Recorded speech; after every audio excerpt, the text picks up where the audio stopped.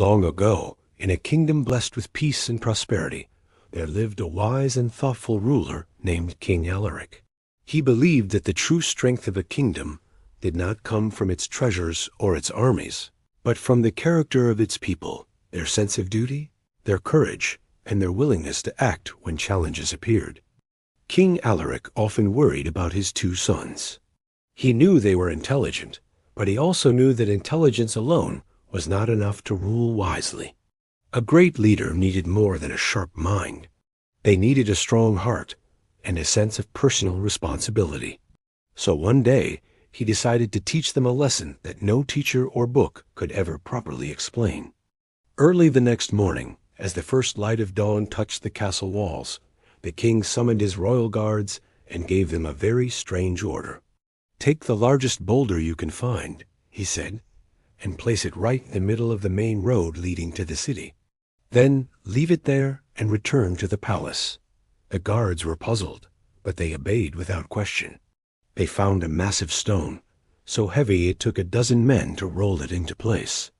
They positioned it squarely on the road, blocking the path completely, and then quietly walked away, leaving the silent obstacle under the morning sun. Soon after, King Alaric took his sons to the top of a tall watchtower that overlooked the road.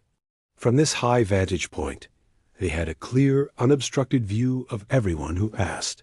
"Watch carefully," the king told them. "Today, you will see the kingdom as it truly is." Before long, a group of wealthy nobles approached in their finely decorated carriages. Their servants walked beside them, and their proud, confident voices filled the air. But as their grand procession reached the stone, the carriages came to a sudden, jarring halt. Anger immediately filled their faces. "What kind of leadership is this?"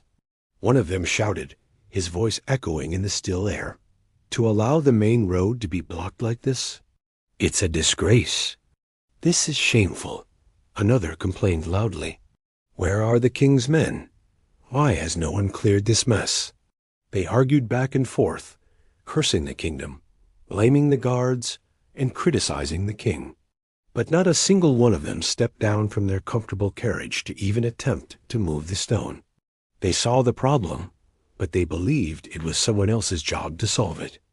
Eventually, frustrated and deeply offended, they ordered their drivers to turn around and find another, longer path. Later that day, a group of villagers returned from their farms, their shoulders stooped from a long day of work. They were tired and dusty, carrying hoes and shovels. When they saw the boulder, they stopped and looked at it in silent wonder. "This must be fate," one of them said with a sigh. "Perhaps it is a test from the heavens," another replied, nodding thoughtfully. They whispered a few quiet prayers, offered each other calm smiles, and then simply walked around the obstacle, continuing on their way. They accepted the problem as an unchangeable part of their journey, leaving the obstacle exactly where it was for the next person to deal with. Next came a respected soldier, known throughout the land for his unwavering loyalty and courage in battle. When he saw the stone, he frowned, his brow furrowed with concern. "This is dangerous," he said to himself. "Someone could be seriously injured, especially after dark." Without wasting another moment, he spurred his horse and rode off at a gallop toward the palace to report the problem. He believed he had done his duty by alerting the authorities. He had identified the issue and passed the responsibility on. But it never once occurred to him to try and remove the stone himself. As the hours passed, a steady stream of people came and went. Some complained loudly, shaking their fists at the sky. Some blamed others, pointing fingers at everyone but themselves. Some simply sighed and walked away, accepting the inconvenience without a second thought. The sun slowly began to set, painting the sky in brilliant shades of gold, orange, and red. Then, just as the last light of day was fading, a poor woodcutter approached. His clothes were worn and patched, his hands were rough and calloused, and his back was bent from a long day's labor in the forest. A heavy bundle of firewood rested on his shoulders, yet when he reached the boulder, he stopped. He carefully lowered his load to the ground, wiped the sweat from his face, and took a moment to think.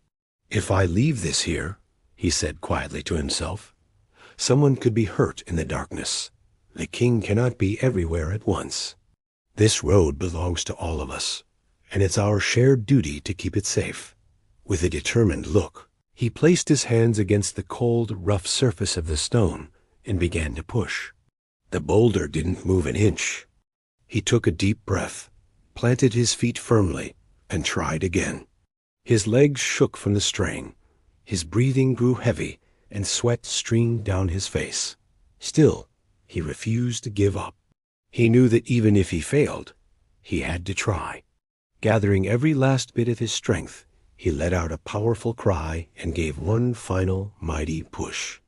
The stone trembled, shifted, and then slowly, painstakingly, began to roll off the road and into the ditch. As the boulder settled into its new spot, something caught the woodcutter's eye. There, in the depression where the stone had been, lay a small leather pouch. Curious, he picked it up. It felt heavy in his hand. He untied the drawstring and gasped. Inside were dozens of gold coins, shining brightly in the fading twilight. He stood frozen, staring at the treasure, completely unsure of what to do. At that moment, King Alaric and his sons descended from the watchtower and stood before him. The king's face was lit with a warm, genuine smile.